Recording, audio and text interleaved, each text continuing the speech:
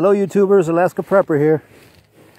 Well, as you can see by the title of this posting, the Payday Prep Challenge is over officially today. And I'm going to explain to you all why I only made it 7 days instead of the 21 intended days that I was trying to do this.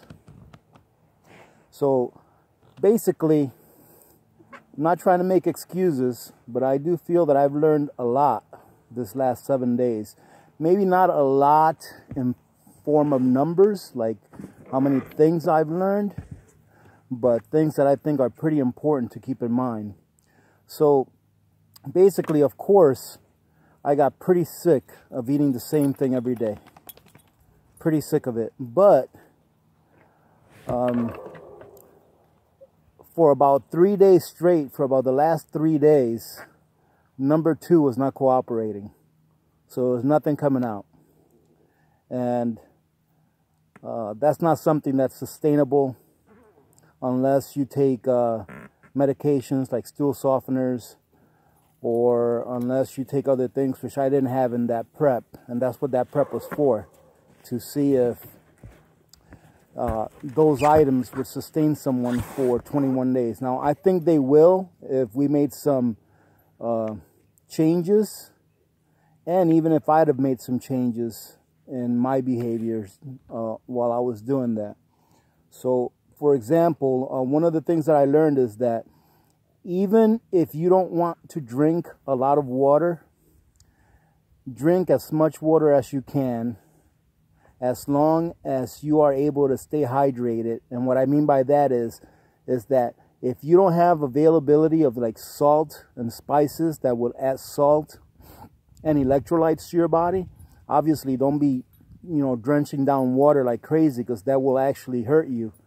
But if you have electrolytes and you are able to cook with salts and things like that that will keep your body hydrated, then try to force yourself to drink water to stay hydrated, because I know that one of the symptoms of being dehydrated is that your stool hardens, and it is more difficult for your body to, allow you to do number 2. And I think that's where I made a mistake, because I'm probably a little bit dehydrated, but I don't feel like I am. So, and I haven't been drinking as much water as I probably should be drinking. Even though, I wasn't drinking any soda or anything like that. But even with that 1.5 to 2 cups of coffee a day that I was having, coffee will actually dehydrate you.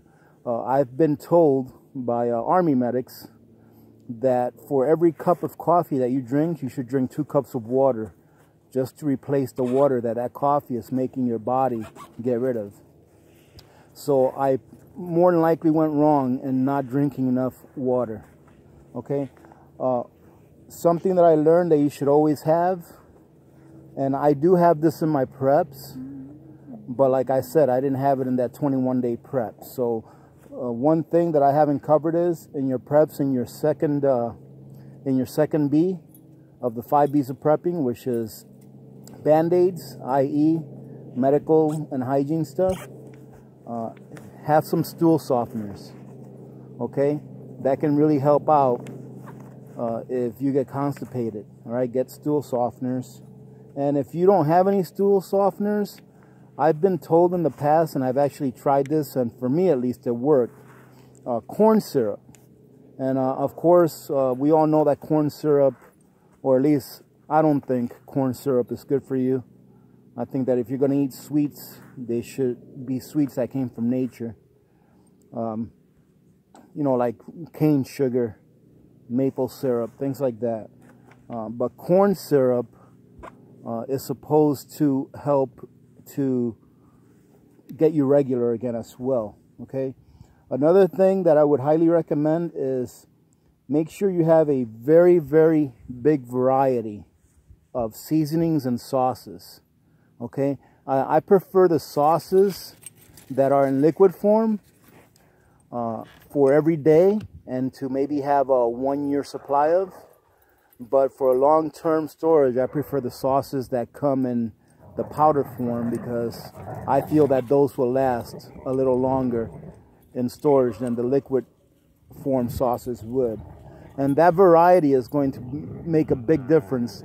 Now, I really can't say that if I had different sauces to work with this last week, that I still, you know, like I said, I think my big failure was not drinking enough water.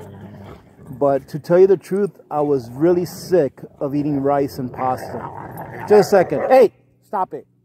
What's wrong with you? Sorry about that. Let the girls out and they were here fighting. But I was really sick of eating rice and pasta for 2 meals a day. I was really, really sick of it. The oatmeal, not really, I didn't really get sick of eating the oatmeal. I mean, I like oatmeal and I like rice and I like pasta. But the oatmeal, to tell you the truth, I could probably, you know, change my diet to have a half a cup of oatmeal for breakfast every day, you know, with a little bit of brown sugar and some peanut butter on it like I was doing this last week. And it's actually pretty good for you. So, in addition to the stool softeners and the corn syrup, try to eat foods that are high in fiber. So try to have foods that are actually high in fiber, which will also help you stay regular. Another thing that I realized was that you need to consider how much fuel your prep items are going to take for you to cook them or heat them up. So there are some prep items that you don't have to have any fuel at all. So for example, let's say a can of spaghettis, you know, SpaghettiOs or Chef Boyardee spaghetti and meatballs, something like that. You can literally open one of those cans and eat it. Is it the best kind of food for you? No, not at all. But in a pinch, it will sustain you. So consider how much fuel you're going to need for cooking. And if you're not familiar with starting a small contained fire, then familiarize yourself with starting a small contained fire. And I think that you should be able to use technology for this. You know, you watch some channels and these guys are out there and they can start a fire in any situation, no matter what. You know, it could be rainy, it could be really wet and damp, and they'll, you know, cut down a tree and start a fire. You know what? Get yourselves a small stove, you know, a small propane stove for a short-term situation. And then maybe get yourselves a small wood cooking stove. You know, like just like one of those little solo stoves. I think they're like $69, which is pretty expensive. But from what I understand, they work really well. Or one of those BioLights, which is also a little bit expensive. But from what I understand, they work really, really well. I'm thinking about getting one of those new BioLights. I think they're the 2nd generation. And they come with an attachment that allows you to use the heat from the stove to recharge your phone and laptops and stuff like that. So I'm thinking about getting one. If I do, I'll do a really good review on one of those. But don't try to get fancy and stuff like that and, you know, say, well, I can just make a wood fire. So make sure you practice. And, you know, most of the time you're not going to need to make a huge fire just to heat up a liter or 2 of water or to cook a pot of rice and beans for 30 minutes. All right. So I think that the smaller the fire, or the smallest fire you can make that will get the job done, that should be good. That should be what you strive for. Now, if you're trying to make a fire to stay warm, then obviously you want a bigger fire. But I think that the fire you make to cook should be the smallest that you can make and still be able to get the job done. Okay, so I said that you should be forcing yourself to drink water throughout the day. And this is something that I realized here. Okay, so as you all know, I have a soda addiction. I love Diet Pepsi, and that's all there's to it. Okay, now I haven't started drinking that stuff. I mean, obviously today's my first day back to not doing this. And actually for breakfast today, it's not like I went crazy. I had 2 eggs. I had 1 pancake with oatmeal in it. And I had a small amount of hash. So, you know, not a lot at all. It's not nearly as much as what I was used to eating before.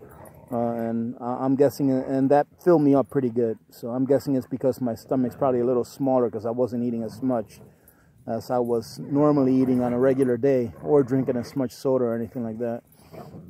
So Let me cover this real quick before I cover the next and last point that I have to make on some of the things that I've learned this week. The reason I'm doing a video right now, it's I should be at work right now, but I took the day off because my wife got pretty ill this weekend. I'm not sure if she's down with the flu or just a really super bad cold, but she's really, she's really hurting right now. So she's in bed. She was in bed all day yesterday, and she's in bed today. So my daughter is homeschooled. So this is actually recess time right now. So she already ate her breakfast. We'll come out here, let the dogs out. And if she wants, she can run around and sled down the hill if she wants. If not, she can do whatever she wants out here. And then we'll go back inside and she'll start doing some of her homework.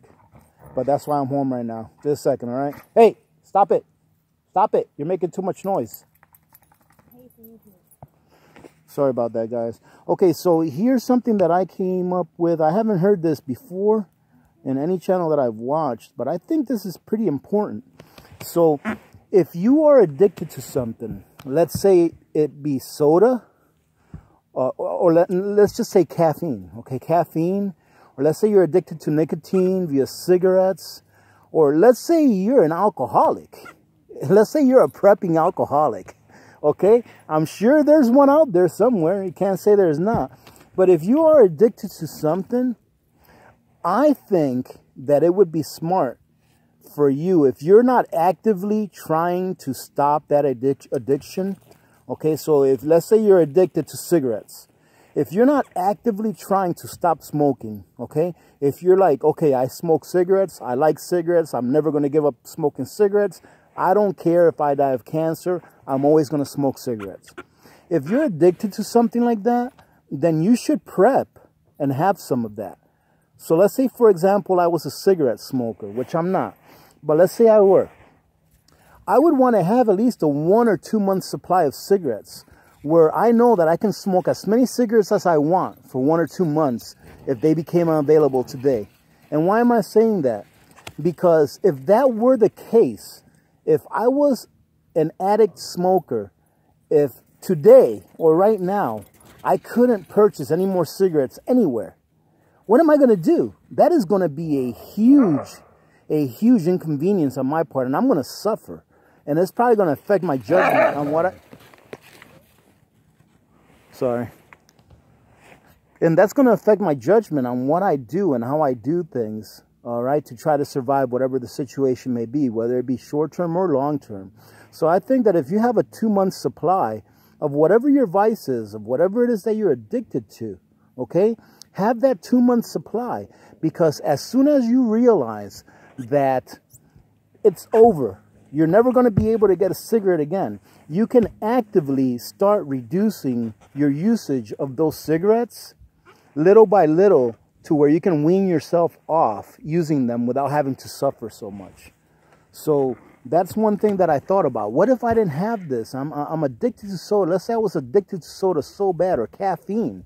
You should have some that will let you get by and let you use it to wean off. And whatever's left over after you weaned yourself off of it, you can use it for barter.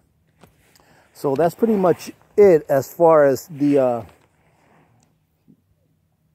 payday prep challenge. I almost started feeling bad about stopping it right now, but I really don't, because I really gave it my best shot. I lasted a full week, so I still have about 2 weeks worth of food. I'm gonna have to package that up and put it away, but I did learn a lot from it, and I hope you guys learned some as well by taking a look on here. Please give me some comments if you come up with anything else, like as to some things that we can add to this experience that would help others learn and prepare better. Please, by all means, go ahead and comment on it. Okay, I wanted to go out and do some shout outs on some comments and or suggestions that were put out. And then after that, I want to do a little something called the Twilight Zone. Okay, so Russ Sherwood, he commented, and he said that he's... from what I read, it sounds like he's permanently disabled, but that doesn't stop him from prepping. So I think he was commenting on the last video I put up, where I said that no matter what situation you're in, that you should try to do something to prepare for what's coming ahead, if anything comes at all, to make sure that you don't have to rely on anyone else to take care of you. So shout out to Russ Sherwood. I think that's great, man. Don't let anything stop you. You keep prepping and you keep moving forward. That's great. So we had a comment from Deanna Dove, and I guess she was taking a look at my pantry video and she saw all that coffee. I'm saying she because this is she's name. So if, you know, hopefully it's a she. Stop it. So she said all that coffee in my pantry is going to go bad before I use it. So it could be. So the oldest coffee I've drank is about 4 years old, and it was still delicious. Okay. Now I'm not a coffee connoisseur. I'm not like one of those wine taster guys, you know, that can taste coffee and tell you what kind it is or anything like that. I could pretty much tell you whether it's Colombian coffee or non-Colombian, because Colombian coffee is my favorite. All right, so I can either tell you that it's Colombian or not. Okay, but the oldest coffee I had, I bought at Costco's, and it was probably back in 2012 or so, and I had 3 cans of that left, and I took a can. It's my favorite coffee, that Costco's coffee, and the Café Bustelo. That's a Puerto Rican coffee. Those are my 2 favorite coffees to drink. But anyways, I took one of those cans of coffee out after it was about 4 years old, maybe 5 years old. And it was perfect. To me, it tasted just like I had bought it from the store that day. However, Deanna is right. Coffee will go bad, all right? But most of the coffee that you saw on that video, if you've seen my pantry video, and if you haven't, take a look at that video. It's, you know, a lot of people liked it. But it'll give you ideas more than anything else. Most of that coffee that's in my pantry was free, okay? And I never say no to free. Even if I know I'm not going to use it, I will more than likely take it because I probably know someone that can use it, and I'll give it away. You know, I'm not in it for making money, but I'll give it away if I know I can't use it, but I know someone else can. So most of that coffee is free. And I also told her that if you do open up the coffee and the coffee goes bad, guess what? It can go either in your garden or your composting pile. Nothing's wrong with that. So, but thank you very much for the comment, Deanna. I do know that there are some ways of storing coffee for really long term. Like if you buy the green beans and you store them in a good temperature, you know, in a good location, good temperature, dry location, you know, oxygen absorber, and you can roast them yourself, and you can have it that way also. So, but I do appreciate your comment, Deanna. I hope that you enjoy the content as well. Let's see, Rhonda Mark. Okay, this is a good question from Rhonda Mark. All right, she lives in a climate where her home in the hot season is about 75 degrees. And Rhonda was asking me, will long-term food storage last in those conditions? Well, the answer is yes, but for how long? Okay, so how long will it last for? If you take a look at a number 10 can from any of your, you know, big long-term food storage companies out there, usually it says, you know, depending on what the item is, usually it'll say it'll last 20 to 25 years, sometimes 30 years. You know, if you have things like powdered milk or something like that, they'll tell you that it'll last a little less if it's got fat in it. So, but if you look at most of those cans that I've looked at, it says to store, you know, between 60 and 70 degrees Fahrenheit. So I think that the higher the temperature, the less that it's going to last you. All right, the less longevity that it's going to have. So what I recommended to Rhonda was that, not knowing, you know, the footprint of her home, was that if she had a crawl space that was sealed, that she can keep some storage foods there, and that area should be able to stay, you know, below 70 degrees, right? Because heat rises. And she commented back, or replied back, that she doesn't. And I also commented to her that instead of having her food storage maybe spread out throughout her home in 2 or 3 different rooms, that she maybe designate one room in her home to her food storage, and then keep an air conditioner in there and try to keep that room sealed as best as possible to try to at least keep it under 70 degrees. So other than that, unless someone else has a better, you know, a better recommendation, I mean, I know that you can dig a big old hole and, put buckets down there and stuff like that, and that'll keep your food, cool depending on where you live. But I'm not trying to look for real drastic recommendations for Rhonda. I want to look for something that's easy for her to do. So if any of you have any recommendations that trump mine, by all means, please comment. Let's try to help her out. Okay, Tiny Acres asked me, am I tapping my birch trees? And as you can see, those are all birch trees that you see in front of you. And I'm not tapping my birch trees yet. And that's funny that he asked, because this time of the year is actually the time of the year that you're going to go out tapping birch trees. Late March, early April. That's when you start tapping the birch trees. Especially now that it's starting to get above freezing. I'm not yet. I'm not set up. When I start a project, I like to finish that project before I start another one. So my main thing right now is to get my home completed, which it should be done this year. Once I do that, I will start working on my land and start setting up stations where I can do the things that I want to do. Like I said before, I want to have a pig pen. I want to have a chicken coop. I want to have a pen for some goats. I want to have a few turkeys. I want to have a garden. Another thing I've always wanted to do is I wanted to have an outside pizza oven. So I want to do all those kinds of things. And I'll eventually have an outside station where I can collect birch and have a, I guess you can call it a reducing station. All right, because birch is very, what do you call it? It is very labor intensive. So when you make maple syrup, it takes about 40 gallons of maple syrup to make 1 gallon of maple syrup. I'm sorry, 40 gallons of the, what do you call that, tree juice? I forgot the name of the water that comes out of the tree. Oh, the sap. My daughter just whispered it to me.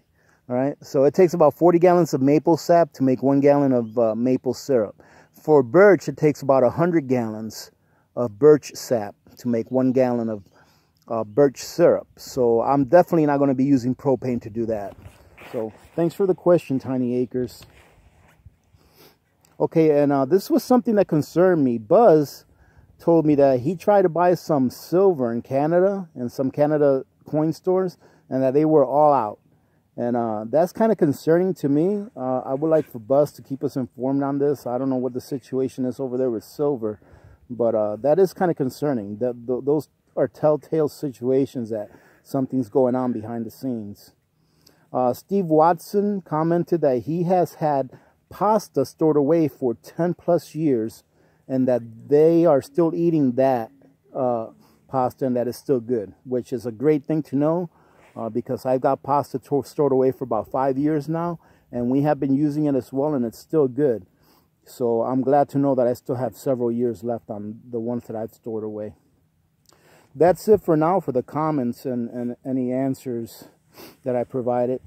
This is going to be just a quick 1 or 2 minute session. I'm going to call it Twilight Zone, and it's just some news topics that I picked off from taking a look at the news this morning. As you know, the Dow, if you don't know, the Dow is up 381 points as of about 20-30 minutes ago. So it's been going up and down and up and down. I'm still pretty bearish on the Dow. I still think that is in a bearish trend. Take that for what you want. I'm taking a look at the chart that I charted, and it hasn't broken any of the two support lines that I'm looking at. So I'm still pretty bearish on the Dow. I think that it's going to eventually go down here within the next 2 weeks to a month. It's going to go down even lower than its last low. So, and I'm not a financial advisor, so you take this with a grain of salt. Okay, this is a bad story right here. A town in Illinois ordered residents to turn in all semi-auto rifles by June or face a $1,000 a day fine. Okay, like I said, this is the Twilight Zone. Okay, Arizona sends 225 troops to the border. I'm guessing that's to deal with illegal immigrants crossing the border. There's 3 cities in California that are suing the government or the governor over not enforcing any immigration laws. You guys can read into that. I think it has to do about when local law enforcement captures or arrests someone who's an illegal immigrant and has committed a federal crime. They don't turn them over to ICE. They just let them go. And this is the last one that definitely proves that we are in the Twilight Zone. London mayor to ban knives. So as you all know, there was a knife attack in London, I think a day or two ago. I don't remember how many people got killed, but I guess more than one got killed. So now the mayor of London, and granted, guns have been outlawed in London for a really long time. So the average citizen in London doesn't have access to a firearm. So now he's going to ban knives because nobody needs to have knives. All right. And London, who has had gun control for a very long time, is now more dangerous than New York City. Okay. They are now a more dangerous city than New York City. So take that for what you will. There was in Syria, there was a chemical attack against civilians and children. They're blaming the president, Assad, I believe is his last name. Read into that as you may. Personally, I think that guy didn't order it done. He'd be crazy to do something like that, because why would a leader of a country do something that's totally going to sabotage his progress when everything in the present is to his favor? ISIS was getting pushed out of Syria. They were getting killed. They were being eliminated. And then all of a sudden he's going to, order a chemical attack against his own people. So anyways, read into that as you would like to read into it. And the last piece of news that I found interesting, snow is forcing the cancellation of the Twins game. So I seen in the last week or two that snow has forced the cancellation of several Major League Baseball games, and now it's forcing the cancellation of another Major League Baseball game. So, ladies and gentlemen, I've gone on long enough. Thank you very much for spending a little bit of time with me today.